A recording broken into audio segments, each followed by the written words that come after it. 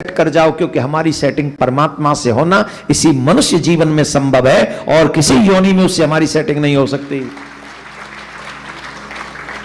धीरे बजाओ, तुम्हारे मतलब की बात नहीं है।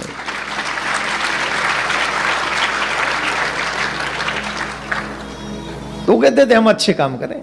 उन्होंने बड़ा सुंदर भंडारा किया, सब व्यवस्थाएं, बड़े बड़े साधु महात्मा आए, सब बाबा की प्रशंसा करने लगे। अरे बड़ा सुंदर व्यवस्था है भैया, अरे खूब जियो, तुम्हारा कल्याण हो, आदि आदि आदि आदि, बहुत चकाचक।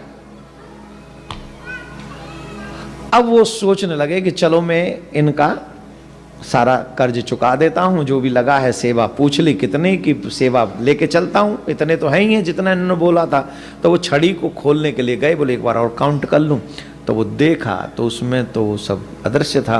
और वो जब अदृश्य था तो उनकी दिल की धड़कन पे जो असर हुआ होगा, एकदम से इफेक्ट हुआ होगा, यू नो वेरी वेल कि क्या हुआ होगा।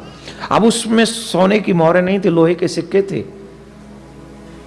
वो कांपने लगे, वो थर थर कांप रहे थे। कांप क्यों रहे थे? कि जब इनको यह पता चलेगा कि मेरे पास धन नहीं है तो कितना बड़ा अपयश हो जाएगा। उन्होंने मेरे विश्वास पर यहां पर सारी व्यवस्था की और आज मेरे पास कुछ नहीं है। देखिए, बेशर्म लोगों की नजरों में इज्जत की कोई वैल्यू नहीं होती, और जिसने जीवन भर सम्मान की जीवन जिया हो वो अपमान का एक क्षण भी जीना नहीं चाहता, क्योंकि उसके जीवन में अपमान का एक क्षण भी मृत्यु के ही समान है। और ऐसे सम्मानी लोग मृत्यु को तो स्वीकार कर सकते हैं, अपमान को स्वीकार नहीं कर सकते। उन्होंने सोचा कि मैं अब जीवित नहीं रह सकता, और उन्होंने अपने आप के गले में फांसी का फंदा लगाया और समाप्त कर लिया अपने आप को। क्यों?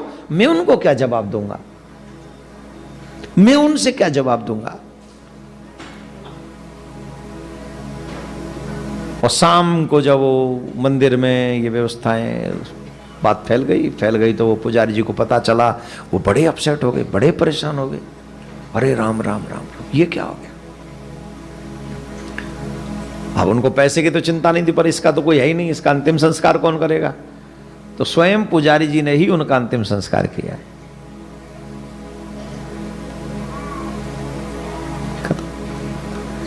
पूरे हरिद्वार में इस विषय को मुश्किल